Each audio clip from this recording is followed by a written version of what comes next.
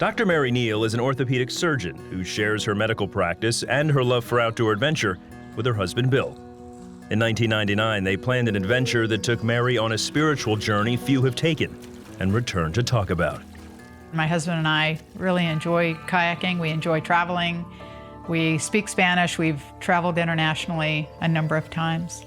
And so for my husband's birthday, I said, okay, this is the year we're going to do it. So we went to Chile for a vacation to kayak. After a week of kayaking, Bill sat out the final day with a sore back.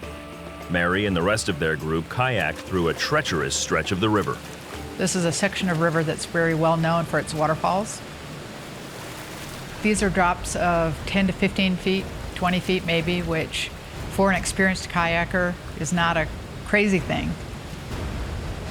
I went over the main drop, and as I crested over the drop, I could see the tremendous turbulence and tremendous volume.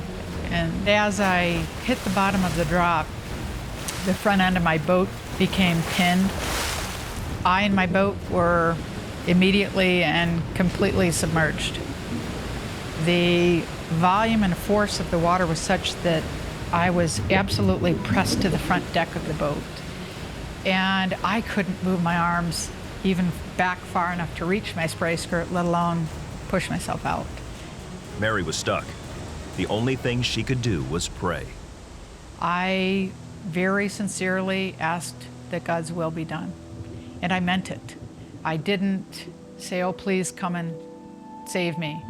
I really meant it.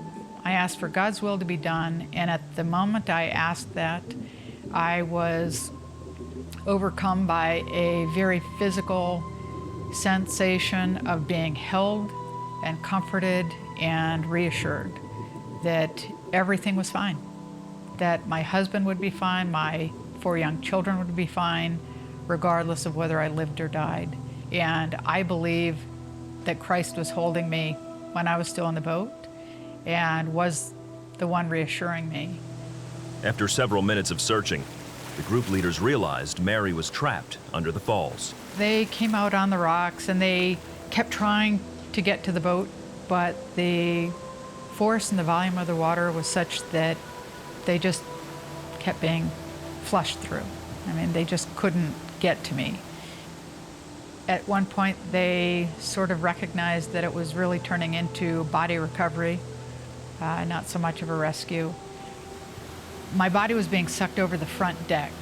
And so what that meant is when it got to my knees bent back on themselves. And I could feel that. And I'm an orthopedic surgeon. I analytically was thinking, well, feels like my tibia probably broke. But I wasn't screaming. I didn't have pain. I didn't have fear. I didn't have that sense of ear hunger.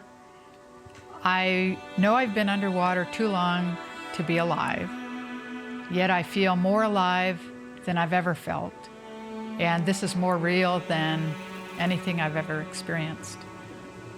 As my body broke free from my boat, I felt my spirit break free from my body, and I rose up and out of the river. Mary looked down on the river as she left her body. Then, she was met by a group of heavenly beings. They were absolutely overjoyed to see me and greet me, and I them. I knew that they had known me and loved me as long as I existed, and I knew that I had known them and loved them, and I knew that they had been sent by God. They began taking me down this exceptionally beautiful path that was brilliant, and they were taking me toward this great domed structure of sorts that not only was exploding with beauty and color, but it was exploding with this absolute love of God that was beyond anything I could ever describe or ever truly explain. And I could hardly wait. I was absolutely overwhelmed by this sensation of being home. of being where I belonged. But just as quickly, there was this sense of disappointment that descended on everyone. And the spirits who had taken me there told me that it wasn't my time, and I had more work to do on earth, and I had to go back to my body. After what seemed like hours with her heavenly host, Dr. Neal returned to the river and watched as her friends recovered her body. I could see my body being pulled to the shore, and I could see the guys start CPR. I felt like he was looking right at me and begging me to come back and take a breath. And I lied down and I was reunited in the middle of a very remote part of South America.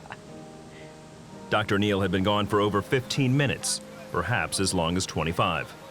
Certainly longer than medical science can explain her survival. She was flown back to the United States, where she slowly recovered from her injuries.